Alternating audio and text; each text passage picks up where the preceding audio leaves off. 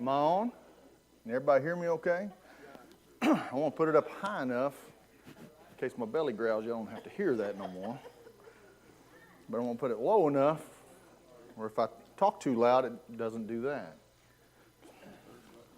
Third button down. That's exactly right. What? Yeah. You're just going to have to move closer if you can't hear. All right. Good morning to everybody. Man, I cannot see this morning. And no, I'm not going to get bifocals. I'll just look under them. Few announcements this morning. I just grabbed the bulletin. I suggest everybody get a bulletin. You can pray through the bulletin. We've got a long prayer list. But Jimmy Stewart is still waiting on results. Did you not get any results last week, Jimmy? No. All right, so there's a whole lot of hurry up and wait going on in Jimmy's life. So remember to keep Jimmy in your prayers. And Mary Lou Gibney had eye surgery. Does anybody know how that went? It went well.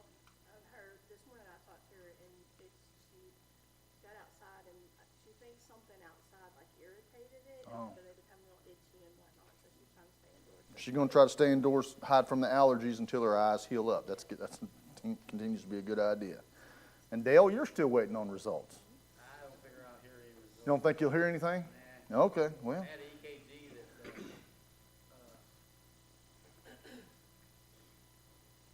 He had an EKG something. doctor, Will? no, His wife? yeah, she read it. She said what they're doing right, so you're okay. Okay, so Dale's okay. And he'll just continue to wait for results regardless of what they are. He's still okay. And we still have expectant mothers, Whitney Kilgore and Sarah Bond. Who? Well, I wonder how come she's not in the bulletin. She not want nobody to know? Now, I know they did. Laney Hadley is also an expectant mother we need to put on our list. Tonight's the youth-led service. So there's none of those boys in here, but they'll be here at 4 to start. Tomorrow night, Monday night for the Masters. Tuesday, quilting ladies. And then all the way on the 5th of October is the ladies' Wednesday morning Bible class. And it doesn't tell me who's teaching, but that'll be that Wednesday. So get a bulletin. Keep track of your brothers and sisters and say your prayers. Remember to say your prayers. Okay, we in this class have been going through the Torah. And recently, through Leviticus, we've opened to Leviticus several times. I don't know that Mike said a single word about Leviticus, but we opened it a lot. This morning, we're going to talk a little bit about Leviticus. And I promise I've got a little bit. He gave me 2 weeks worth, so sometime in the coming month or two, when we get through with this, we are going to apply it to our lives today. So I would just ask that you be patient with me and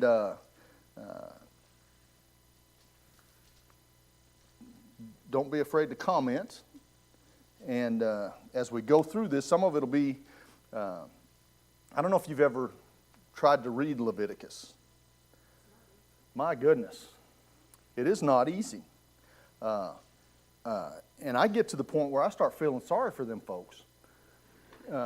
Because there's a lot going on in Leviticus instructing God's people. And so at this point, we're going to talk about 3 aspects of God's people according to the Levitical letters. Holy, clean, and unclean. And so there'll be a lot of 3s during this lesson. And so if it seems monotonous, it probably will be. But I learned a lot of stuff that I did not know. And we're going to talk about some interesting things that came to my mind that I was able to research just a little bit, and some of the things, as we go through our lives, we have things in our minds that just are there. We might not necessarily know why they're there. We might not necessarily. Melissa asks me all the time, how do you know that? I don't know. I don't know how I know that. There have been times when I did know how I knew that. She had questioned me at one time in our lives, and I probably told this story before, but what a narwhal was. I knew what a narwhal was. There wasn't any question in my mind what a narwhal was. I could not tell her why I knew what a narwhal was or where I even learned it from until I grew up in San Diego, and until I visited the Natural History Museum in San Diego, and they had a narwhal hanging from the ceiling, and it struck me. That is how I knew what a narwhal was. And so, mystery solved. And anybody that doesn't know what a narwhal is, you can speak with me after class, and we'll have a good discussion about it, I guess. I don't know. So, anyhow, there are things in our minds that we just don't know why we know, or we don't know why we think it. And so, as we go through, we're going to find things that we just didn't realize we didn't know, or why we thought one way and now we're going to learn a different way. And so, the three related categories that pretty much permeate through Leviticus are holy, clean or pure, and unclean or impure. And we know they're important because they talk about them all the time through Leviticus. So, very frequent. The word holy, 152 times in Leviticus. That's 1/5 of all the occurrences in the Old Testament come from Leviticus. Clean, 74 times. That's 1/3 of the time of all Old Testament occurrences. And unclean, 132 times. That's over half the total occurrences in the Old Testament. So they become important. They already were important, but as we study, they become very important because these three categories, holy, clean, and unclean, and we're going to talk about that more in a couple of pages. But these three categories were part of the life of the Israelites. And so it wasn't just the rule. It wasn't just their attitude or how they had to live. It started with the tabernacle, okay? Even in the layout of the tabernacle in the camp, and we saw a picture of it last week, but in the heart of the camp was the tabernacle, okay? That was the holy area, okay? Now, the rest of the camp where the Israelites lived at any given time was the clean area. And anything outside of the camp was unclean, okay? So you had the holy, the clean, and the unclean. It's also found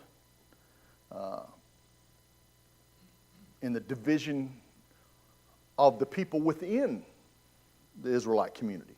Okay? There's threefold division there. The priests were considered holy. The Israelites were considered clean. And non-Israelites, unclean. So, not only that, but their position in the camp correlated with that position, I guess. Because the holy, the priests, they were in the tabernacle. The clean, the Israelites, they were in the camp, and the unclean, everybody else was outside of the camp. So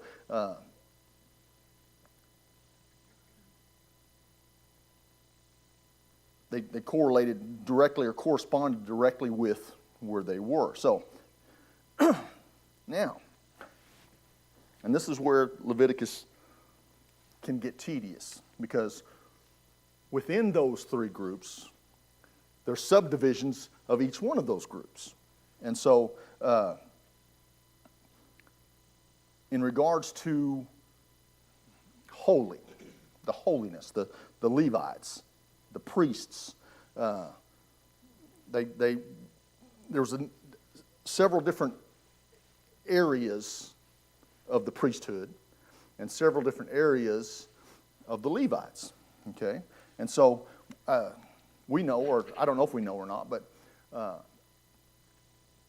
the sons of Levi were dedicated and set aside for the tabernacle. Now, not all of the sons of Levi and their descendants were priests. We just have Aaron, which I think was the third son of Levi, but he was designated high priest, and his sons were the priesthood throughout history. Sons of Levi, sons of Aaron, priesthood. Sons of Levi, all the other sons, they were in charge of, they basically helped the priesthood. So they were still part of helping the priesthood, part of a designated group, and that was their job. And it even separates them farther, because it was men from 30 to 50 were designated for that task with helping the priests. So within the priesthood, and we're going to talk about the priesthood first, and then we'll talk about the Levites, but as regards to holiness, there was differing degrees of holiness. Okay? And so when we think about holiness, we just think about holiness. But holiness, as far as relating to Leviticus, was relating to God. God and holiness. And there was this expanse of things that were considered taking care of God, or taking care of holiness, or belonging to holiness, and different levels of holiness. So I want us to keep that in our minds. So the high priest,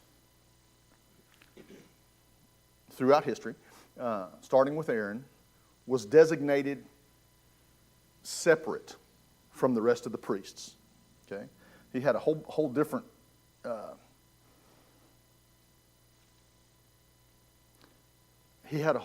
set of clothes. He had a whole different rituals for him to become the high priest. His consecration rituals were completely different. And there was only one. There could only be one high priest throughout the priesthood. And there were certain ways that you became the high priest. Obviously, you had to be a son of Aaron, and it was set upon you to be.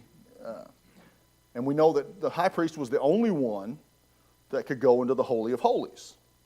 Okay? And I had a lot of questions about that in my mind, and we're going to talk about those as we continue. But It's so funny to me too that when he was in the most holy place, he had to have a rope tied on one of his feet, so that if something happened to him, they didn't have to go in there. they could draw him out. And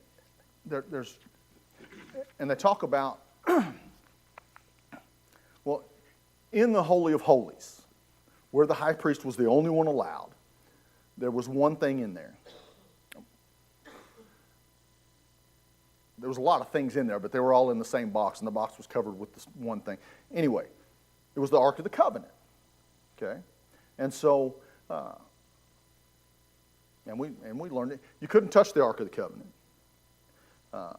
And some places in Leviticus talk about you couldn't even look upon the Ark of the Covenant. So, they would take the high priest one time a year, take the holy fire, take the ground up incense,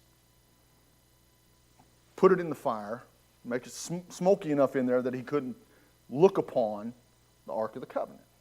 Okay? And then there was blood sprinkling and all these things that went on in there once a year. And I'm just going to start with my question that I had in my mind. How do they move that thing? Okay?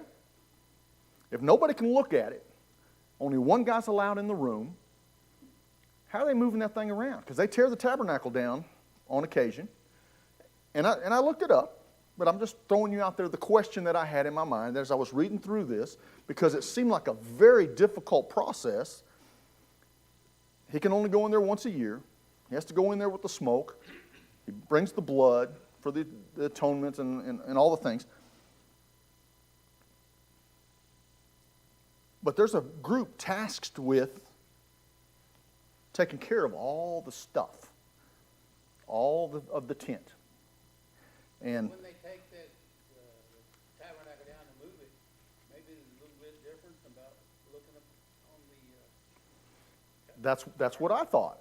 And I also thought, because they hauled it off a couple times, right? I mean, they got taken to foreign countries a couple of times, and guy reached up and touched it and died, and the whole thing.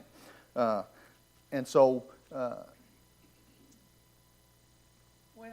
Aaron. They weren't carrying it correctly. Right, and that's true. All of that is true. Yes, but it still had gotten moved to wherever it was, and nobody. I mean, I don't know that anybody died in the process of taking it. Was it? I had a lot of questions about that, but I did find out that Aaron walks during the movement of the tabernacle.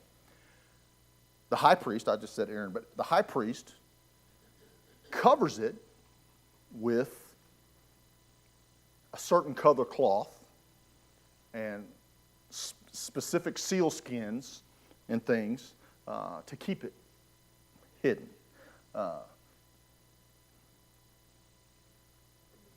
Anyway, but they had rings on it. Yeah, sure, with the sticks and the whole deal. And yet, to get to it, where did they have to go? Into the Holy of Holies. Well, they actually tore down the tabernacle. They put the ark down first. They built the tabernacle around the ark. Right. And they probably took it down around. Now, and I guess they could take it down from the outside of the Holy of Holies, and so it doesn't become... So lots of things go through my mind, wondering, just in the logistics of moving the Ark of the Covenant, So there's a lot of those things that I think about, and I'm just going to, and I found this out, and I'm just going to talk about it now while we're here. How many people do you think, in your mind, how many people did it take to bust down the tabernacle and move it to the next place? Just throw a number out there. Anybody know? Because I looked it up. Probably close to 1,000 people. Yeah, you would think so. 8,400 people were set aside to move the tabernacle. 8,400 people. All men, all from the age of 30 to 50, all Levites, and they all had a specific job. There was a group that took care of the golden implements. There was a group that took care of the sealskins. There was a group that took care of the poles and the posts. There was a group...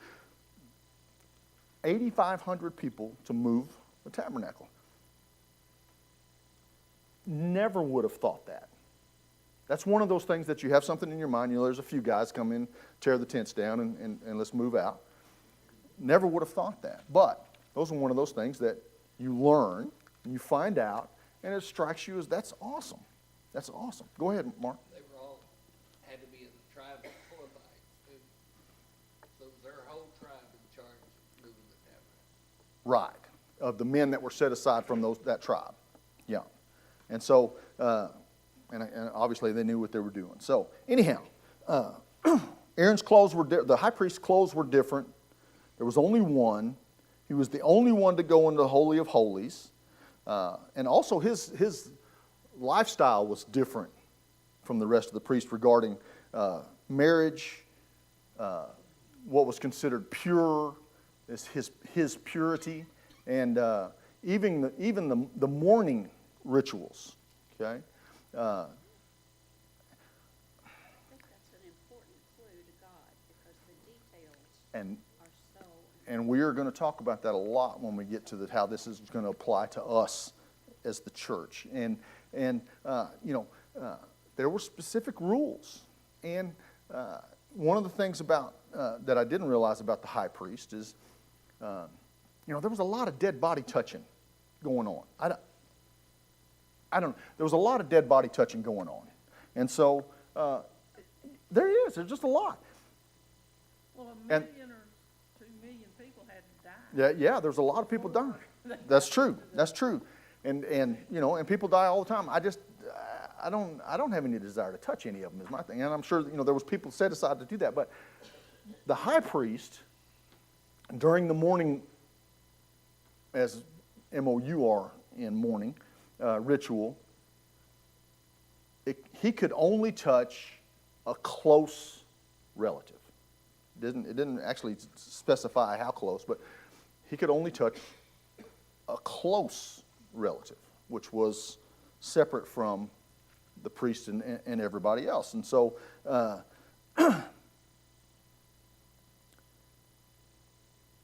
marriage, purity, and mourning. Now, there was also a separation in the priests of those that had a defect. So, of the Levites, of the priests, the ones with defect could not offer sacrifice. Okay?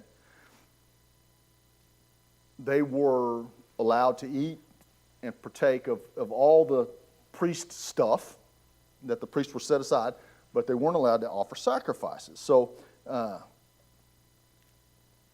whereas the priests and the Levites enjoyed a special status of holiness, and that was that came from their ancestry and their divine appointment. What do you mean defect? It doesn't specify. It doesn't specify. So in my mind, I didn't know. Club foot. Yeah, it could have been any kind of physical Anything that defect. been like maybe born. Yeah, and I don't know if that was common or not. A physical defect, yes. It was a physical defect. And I don't know if it was, if they, Palate. something where they got maybe even if they had some sort of injury that took some fingers off or something, maybe that was considered a defect. It wasn't specific as far as the defect. And so, but they were still allowed to assist the priests and do their thing. So, and of course, it was their ancestry, their divine appointment, and that's how that worked. So, now, the Levites and the priests were all descended from Levi, the third oldest son of Jacob, but only Aaron and his sons, and we talked about this, were designated priests. And so there's relationship issues between the priests and the Levites based on that, and I'm not sure why that was. But anyhow, so those non-Levites that wanted to be holier could take a vow to make them holier. And it was the Nazirite vow. And we know what the Nazirite, well, I guess we know what the Nazirite vow was because we know about Samson. But couldn't take anything made of the fruit of the vine, and you didn't cut your hair. And that made you holier with this Nazirite vow. So a higher degree of holiness. Okay? So the vow of separation to the Lord. Now, ordinary Israelites could touch a corpse. Regular priests were only permitted to touch the corpse of a close relative. The high priest, oh, I'm sorry, I got that wrong. So, the priests could touch a close relative. The high priest was prohibited from having contact with any corpse. Okay, so I got that wrong. And so that left him out of the mourning. That was part of the mourning process. So, now and we're back into the threes again. So we have the tabernacle now. And so it was divided into at least three distinct areas with differing degrees of holiness. The Holy of Holies, the holy place.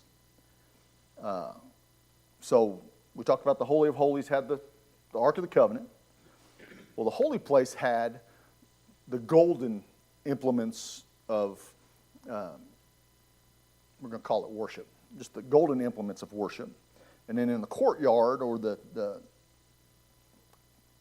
I guess it's the courtyard, they had the bronze implements. They had the altar was there, and the bronze stuff was out there. So, and then the courtyard was less holy than the tent, but it was holier than the camp because it was separated by the curtain.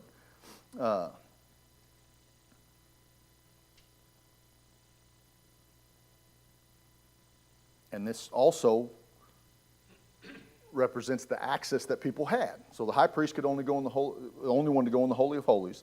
The priest was the only one that could go in the holy place. The Israelites could go in the courtyard, and non-Israelites couldn't even come inside the area. And so The bronze utensils probably were things like, they did a lot of feet washing and stuff, so they'd have to have basins. They'd have to have- yeah, and if you can go back through and read through all the implements that were designated for the temple and the tabernacle, and there was lots and lots of candle stands and the stuff that snuffs the candles out, and incense burners and bowls, and there's lots of stuff, and it was separated in bronze and gold and that kind of thing. So there was lots and lots of those things, and a lot of it got hauled off when they got raided and stuff. So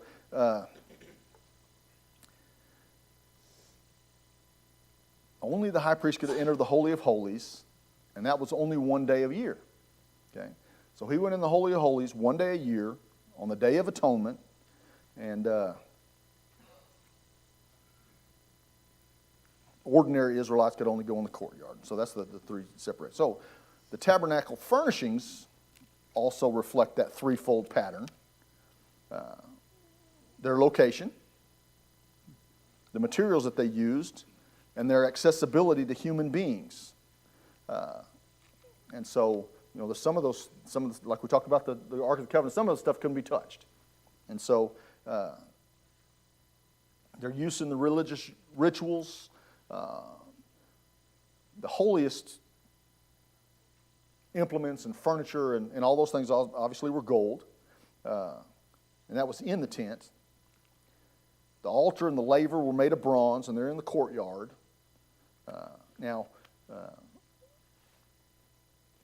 Even though they were in the courtyard, the regular Israelites were not allowed to touch them.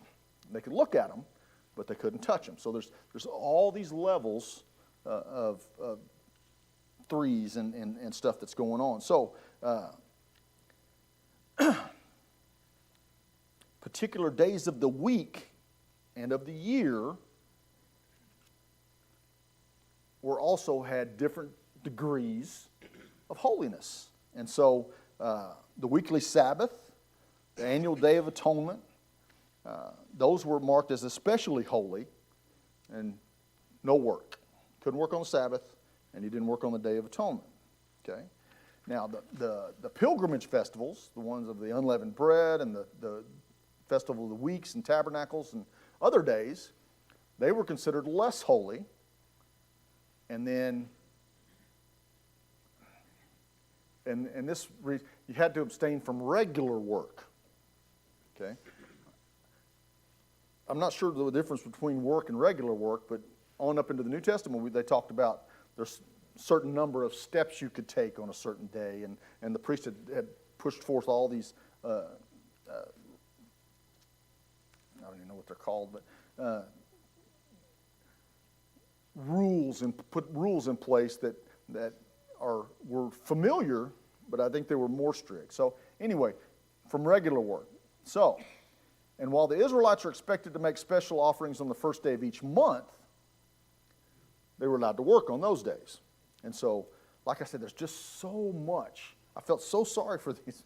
I felt so sorry for these people, but I also know that it would have just been part of their lifestyle. I mean, it would have just been something that allowed them to focus on God every week, every year, every day,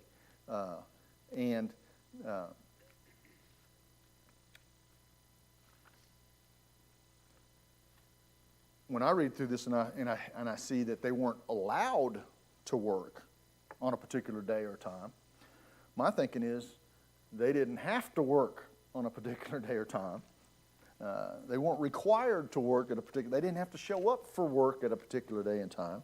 But I also realized that their work was completely different. They worked for their daily sustenance, and so they weren't like the society we live in today. But so those days where you could actually work, as far as the level of holiness, those were considered the least of the holy days. So the book of Leviticus talks about a world which people, places, objects, and even periods of time have a different degree of holiness. So the contrast to that, or the opposite of that, obviously if you had a different degrees of holiness, there were differing degrees of uncleanness. And those went in threes too, but so too are there's different degrees of uncleanness. So the strength or weakness of a certain impurity was judged by its ability to communicate impurity to others or other objects. And this was relating to women on their monthly cycle. If she laid in a bed, the bed was unclean for 7 days. Anywhere she sat was unclean for the 7 days. So that was what was considered something that could pollute others in the community or objects. And when I say pollute, I mean just the definition of unclean for that particular object or person. And so different degrees of impurity were reflected in the way that they polluted the sanctuary. So the location of the pollution is indicated by where the blood of the purification offering was placed. So intentional sins polluted the Ark of the Covenant in the Holy of Holies. Unintentional or inadvertent sins by the high priest or the community polluted the incense altar in the holy place. Lesser sins or impurities polluted the bronze altar in the courtyard. So along with the levels of holiness were also those levels of impurity. And so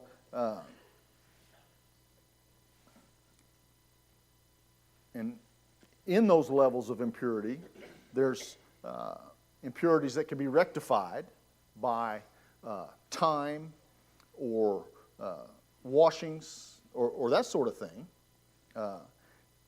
And there were also those that could not be rectified, and those ended in death. And so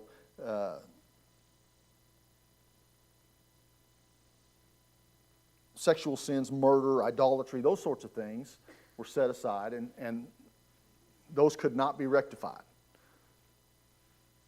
Those were only way to remove the pollution of that uncleanness was the death of that person. There were some things where you could burn stuff, or you could bury stuff, or you could get it outside the camp for certain amounts of time, all these levels. But basically it was time, washing, burning, or burying, or death. And those were the three things that got rid of the impurity in the camp. So, when it could be rectified, those levels were even different. It just goes and goes. Yeah, go ahead. When we say the word Pharisee, it's like a bad word, they're like over the top, Right. radicals, but listen to all this. I know. And Surprised from the day they were born. and not only that, but it was not only did they learn it, they had to live it every day of their life also. And so I do that a lot as I'm reading through the scriptures. I try to put myself in their place. And I can completely understand how it could be It was practically required. a practice, how it becomes a habit, and how it becomes part of who they are. Go ahead. When you think about the time that this was going on too, they were in the desert. These laws were not just about being holy and clean.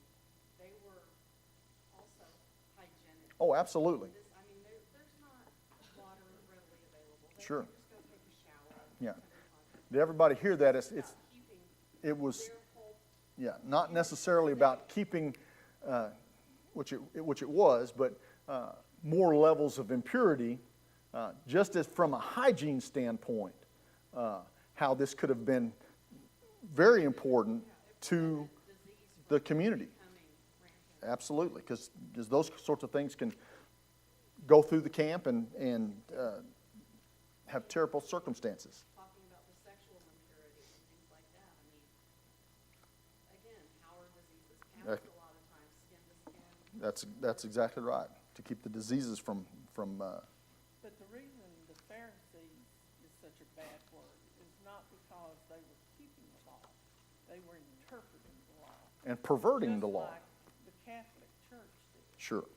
And so they also carried out rape. Paul was one of them, and that was set out by the Pharisees. People were killed, and because they didn't believe. Right. So it wasn't that they were intent on keeping the law. They weren't.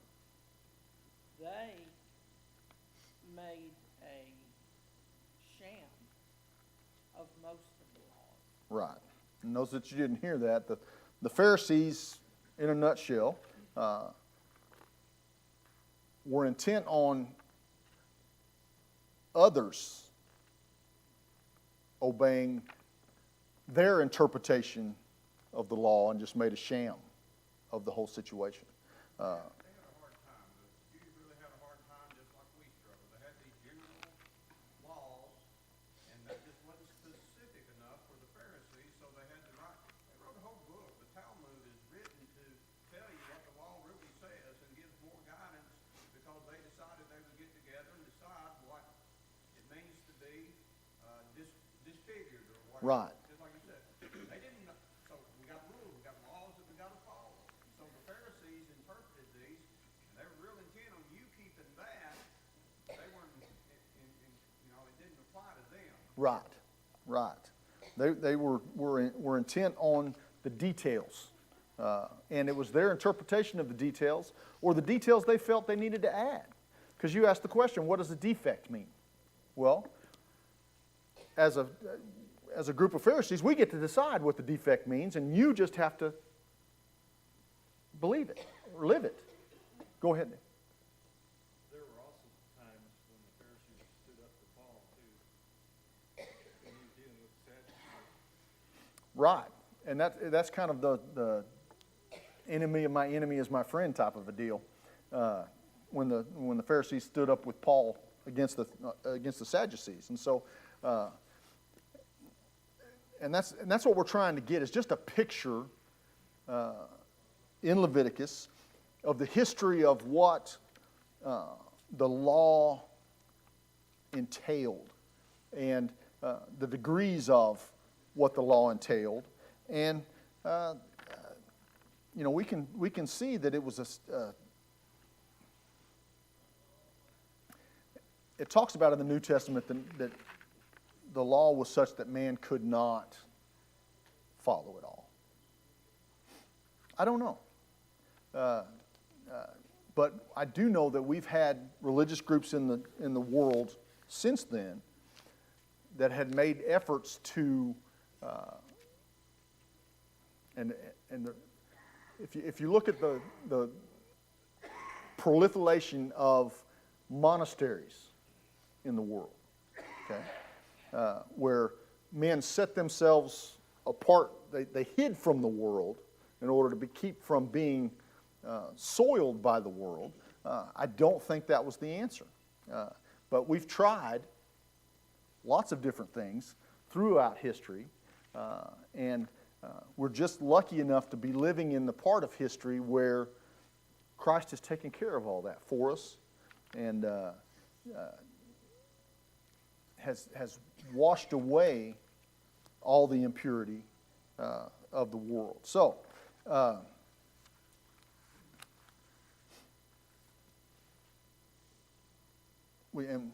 was the second bell already? Yeah. Well. Anyway, the one thing I did want to mention, and this is where we'll start next week, but the ancient Israelites, for the ancient Israelites, and we talked about this holiness spectrum, went from holiness, and you got cleanness, and then you got uncleanness, or pure and impure. Every person, object, place, and period of time, person, object, place, and period of time, could be located somewhere in that spectrum. Okay, and I just want us to think about that. We'll start with that next week. But thank you so much for your attention and your comments, and I'll see you again next week.